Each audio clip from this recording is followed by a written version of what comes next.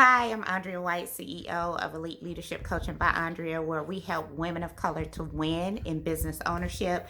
I'm a 16-year part-time and full-time business owner, business and career strategist. I've had the pleasure of traveling all across the United States, helping businesses and professionals to be able to meet their business or career goals. And so today I am here to provide several strategies to drive traffic to your business, products, and services. And so, a couple of really quick notes before we actually get into the content around traffic strategies. It's really important as you think about the strategies that I'm going to share. Think about them as a really large beach umbrella. And the thought is that you can pick and choose, from what you want to use from the umbrella based on, your business, based on your customers, based on your budget, etc. The thought is not for you to think or feel like you have to use all of these strategies at the same time, but maybe be depending upon the time of year or depending upon what kind of goals you have, depending upon your budget, etc. You can use one or more of the strategies that I'm going to share. So that's the first big tip to use. Second, as we talk about these particular traffic strategies, you want to make sure that as you're driving traffic to your business, products, and services, you want to make sure that that traffic is actually your ideal customer. So it's no need in running a Facebook ad, it's no need in going on a podcast as a guest if the people that are seeing your ad or that are listening to the podcast, that they would never be interested in your products and services. And so you want to make sure if you're using time or money to be able to drive traffic, that it is the right traffic for your products and for your services. You're going to be, using a lot of energy, using a lot of time, using a lot of money to do some of these strategies. And so you want to make sure that you're only getting in front of the right people.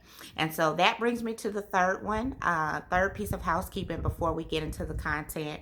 And that is, I always share with my clients that, especially when you're starting out your part-time or full-time business, getting traffic to your products and services is going to cost you one or two things. One, it's going to cost you time. And so you're either going to have to put the time and energy in some of the strategies that I'm going to share, or you're going to have to spend some money to be able to drive and use some of the strategies that I'm going to share with you as well.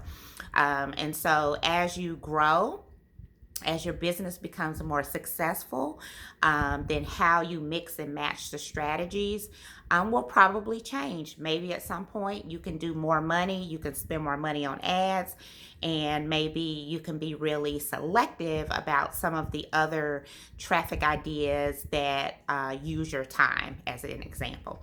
Okay, so keep those three things in mind as we jump into traffic strategies to drive more eyeballs to your business, products, and services. So first up, I want you to think about what podcasts, who can you collaborate with ultimately? So is there a podcast that you could pitch yourself to be a guest on? Or if you have your own podcast, is there somebody that you can bring on to your podcast? And in that way, their audience is following them to you. And so, again, you want to make sure that whatever their audience is or whoever their audience is, that they are likely to be interested in your products and services as well. And then there are also tons of online sites, magazines, etc., blogs that love a pitch from for guests. Writings, and so you can pitch yourself to different publications as well. You also can do things such as, of course, now it's September 2020 as I'm filming this, and so of course these are things that are working right now. But you can also think about a lot of conferences have moved to being virtual. And so whether they are virtual or whether, when we get back to in person, you can also pitch yourself for different conferences to either, do a workshop presentation, keynote, or even be a vendor at a particular conference. Again, you want to make sure that audience is primarily people that could be your ideal customer. And then the last thing that you can think about is your local like associations, your local chambers of commerce, your local women owned associations, or sorry, women focused associations. Very frequently, your local chamber of commerce, they typically have a component specifically for women owned businesses. And so you definitely want to be in collaboration with the big players in your local community. And your chamber is usually a great place to start. And right now, of course, you'll have to look into it to see what virtual options they have that can help you in terms of collaboration. Second strategy that you can consider is running Facebook ads because we're still in the land of Facebook right now. It's still working really well. And so a lot of times when people hear Facebook ads, they think, oh, it's really expensive. And it really doesn't have to be. I run a Facebook ad every week. It's a different ad every week to get more people to like my Facebook page. I spend $5 a day on that particular ad. And it does really well in terms of bringing in the right people to actually like my business page. And so what I'm looking for on my business page are women of color that are either aspiring to start a business, or maybe they're in the startup phase of their business ownership, or maybe they're thinking about rebranding or growing. And so as I put up ads, my copy and my images and things, that the language that I use, it speaks directly to those types of people so that they know, hey, this ad is talking to me. This would be a great page for me to follow. And so I spend $5 a day times 7 days in a week. I spend $35 a week on an ad that helps the number of people that have eyeballs on my business to grow on my Facebook page. Then I have the responsibility of making sure that the content that I publish on my Facebook page keeps those people interested. And so it's not just a Facebook page where there's no information, information ever added to the page.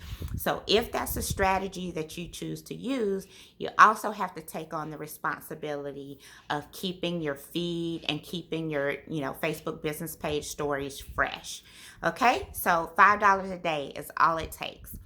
And then, of course, you can run, now that Facebook owns Instagram, you can also do Facebook and Instagram ads as well.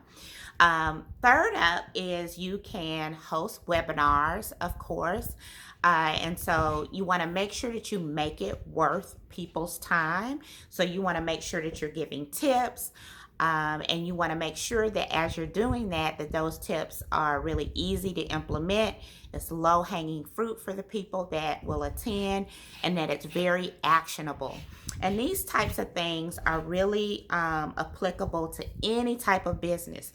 So even if you own a boutique, for instance, you could do a webinar about, mixing and matching and accessories, or, if fall is coming up, what are the fall trends? Is spring coming up?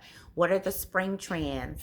How to, blend your blend your wardrobe with makeup trends, etc. So you just have to be a little bit creative. But a webinar is applicable to any type of business. If you're doing hair and lashes, for instance, again, you can do, how-to webinars. You can do, how to maintain, the pieces that people buy, etc. So there are lots of opportunities. You just have to think outside of the box a little bit. And I would like to add here, as we talk about these strategies, one of the number one things that you want to be super mindful of is, as you implement these traffic strategies, that you think about them in a way of how can you also get these people, that are having more eyeballs on your business, how can you get them on your email list? And so a second ago, I talked about running these Facebook page ads. And so for $5 a day. So, all those followers won't really mean anything to my business. And I will lose if I don't have a mechanism to stay in contact with those people if something were to happen to Facebook. So if for some reason Facebook becomes the next MySpace, I still have a way to get in contact with those almost 600 people that are following my Facebook page. And so you want to think about, as I talk about these traffic strategies, how can you also get the people that find your business through these strategies on your email list.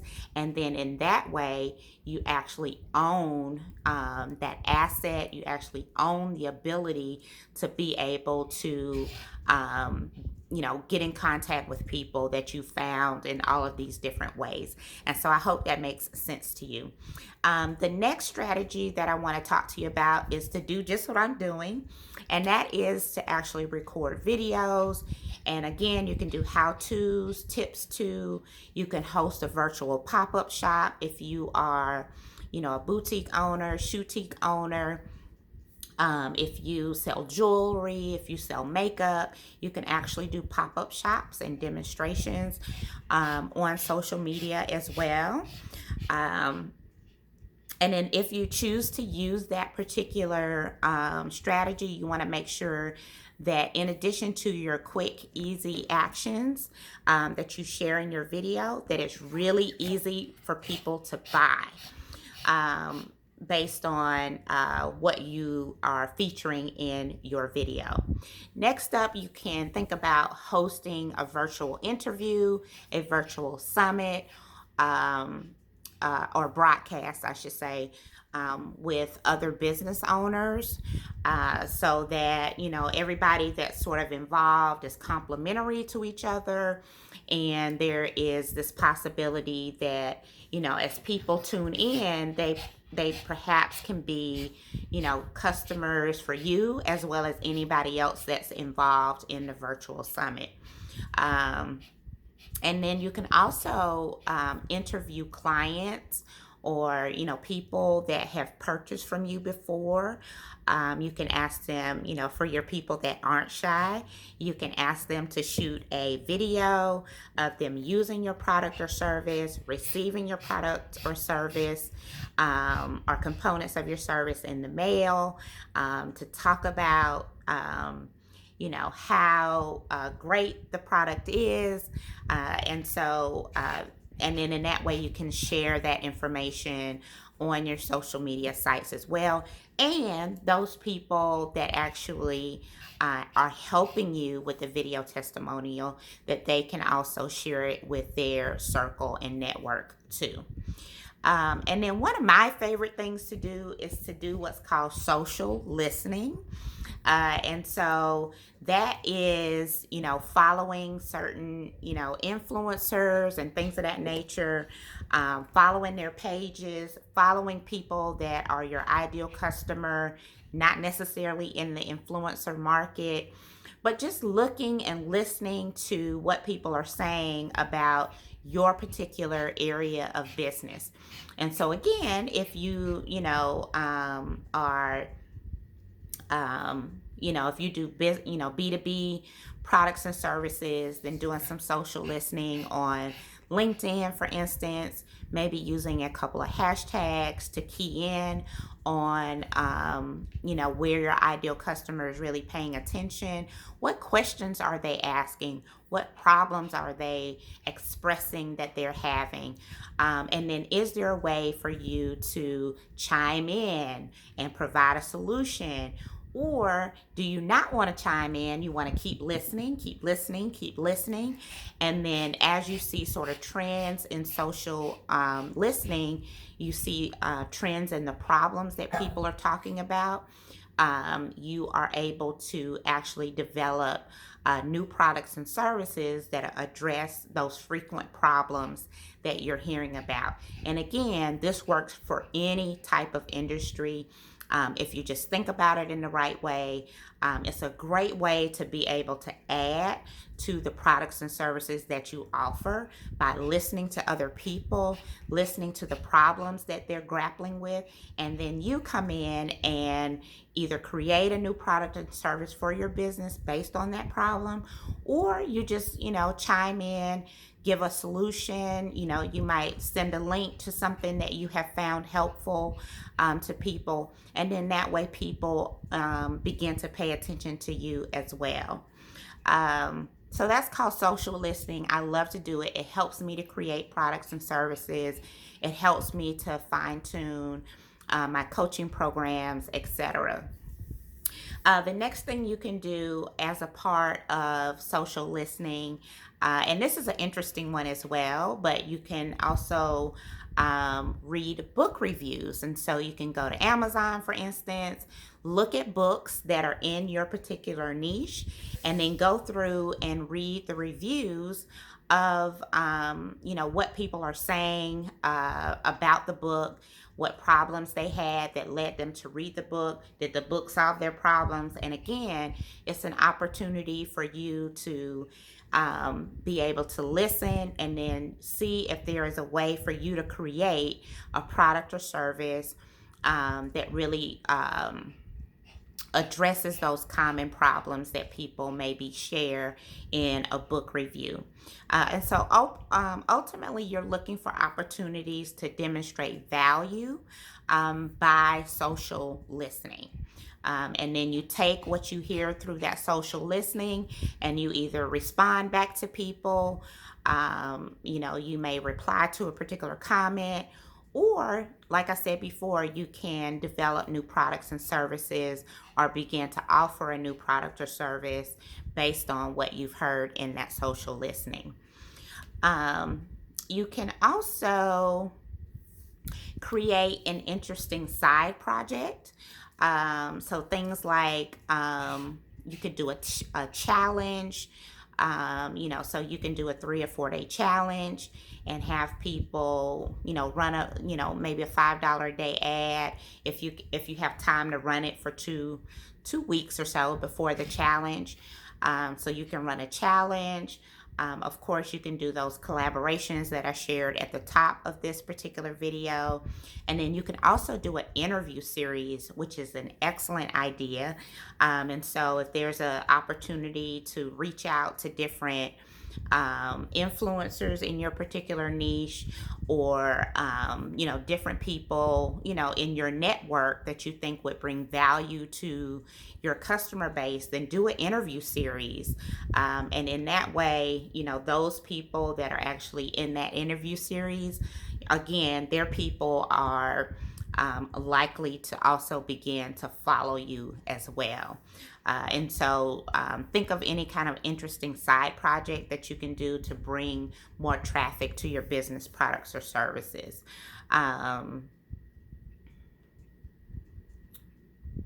Okay, and then that also leads to the opportunity for cross promotion opportunities. So, again, looking in your network or thinking about using some dollars to work with an influencer, do you have the capacity to be able to do any cross promotion? And so maybe if you're working with an influencer, for instance, you can have them to take over your social media site for the day. Or they can post a particular ad for you on their particular social media sites, and so that all their followers, sort of get introduced to your business products and services. Again, you want to make sure that whatever influencer you choose to use, that their customers are likely to also be interested in your products and services. So doing cross promotion is great. Doing social media takeovers is also a really great idea as well. If you are able to, of course, have whoever's taking over your social media site for the day, that they do a lot of cross promotion of this collaborative opportunity that they're going to do in 2 weeks, etc., next week, etc., so that their followers can also know what's happening. And of course, social media is all about connecting with people and connecting with like-minded people, or connecting with communities of people that have the same interests. And so as a business owner, one of the most common mistakes that I see made is that business owners are using social media because you're in business. But people, even your potential buyers, they come on social media to be entertained. They come on social media to get information, to get news, to learn about trends, etc. They don't really come on social media to go to your feed, and all of your feed is only about buy my stuff, buy my stuff, buy my stuff, right? They come on social media to connect. They come on social media to be engaged with different people. They come on social media to be entertained. They come on social media to get information. And so you want to think about, when you are using social media, that you are using it in the way that it was intended.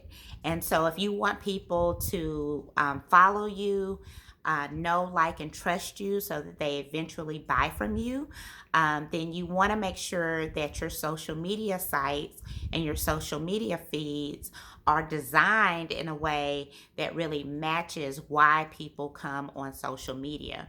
And so the strategy here is to really think about, very strategically, how to make sure that your social media posts and feeds and interactions and engagements, etc., really go and match with the intention of what social media is to be used for. And so what you do want to avoid is all of your posts being only about your products and services that are for sale.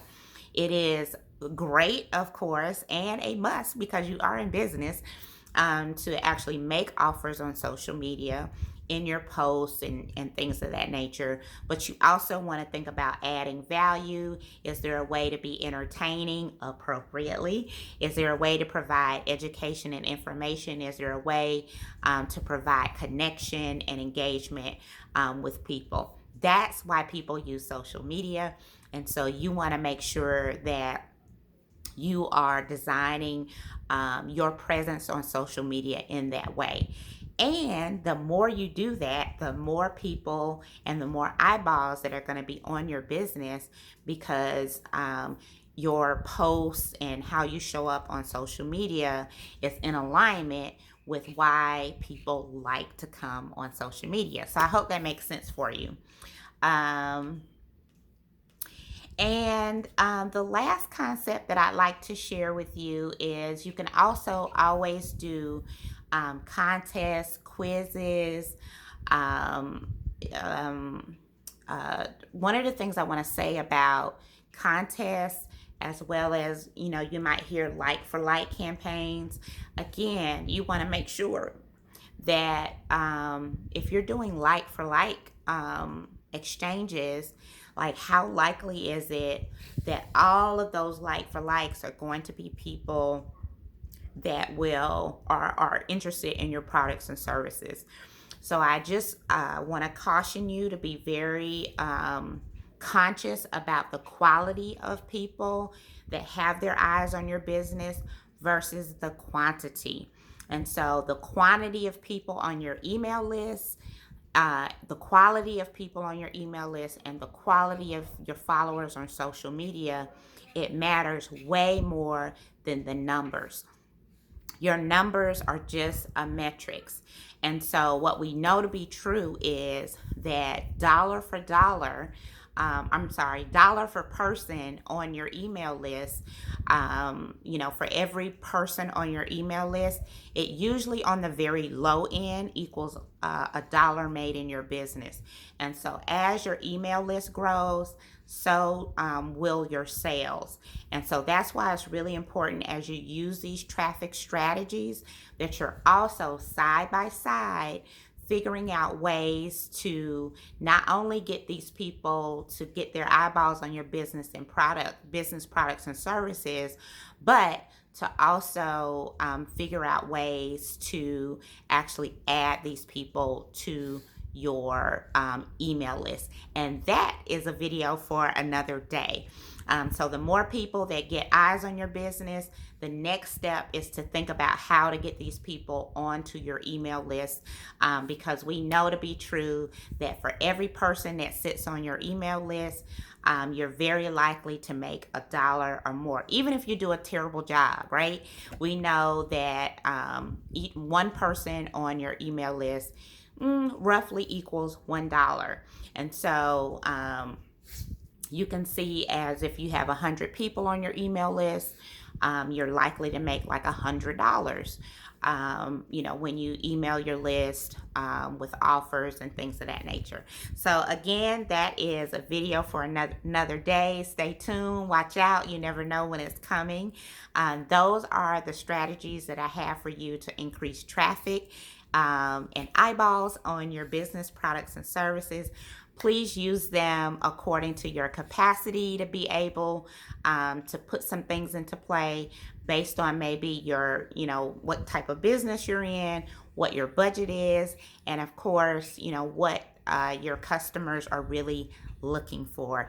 Those are the things that you really want to keep your eye on. And so that's all I have for you today. I'm Andrea White, CEO of Elite Leadership Coaching by Andrea, where we help women of color to win in business ownership. Until next time, I'm rooting for you, sis.